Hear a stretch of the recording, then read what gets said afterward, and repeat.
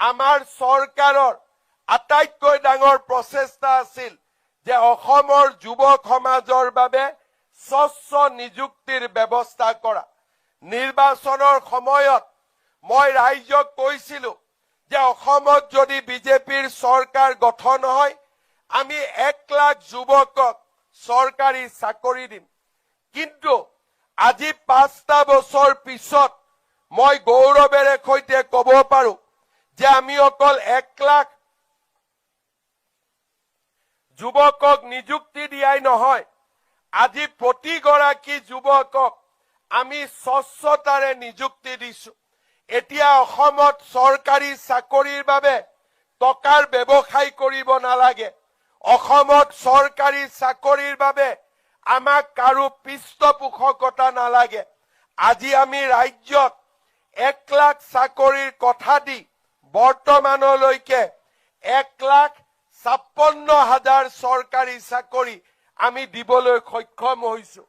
মই বিশ্বাস কৰো যে ফেব্ৰুৱাৰী মাহৰ ভিতৰত আৰু কেইবা হাজাৰো যুৱক যুৱতীয়ে নতুনকৈ চৰকাৰী চাকৰি লাভ কৰিব।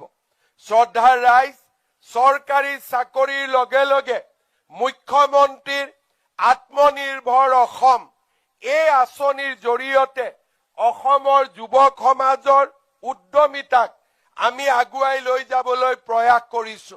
অহা ফেব্ৰুৱাৰী মাহত প্ৰায় 1 লাখ যুৱকে চৰকাৰৰ পৰা উদ্যমিতাৰ বাবে 1 লাখৰ পৰা 2 লাখ আৰু 5 লাখ পৰ্যন্ত বিনা বেংকৰ জৰিয়তে প্ৰত্যক্ষভাৱে অনুদান লাভ কৰিব।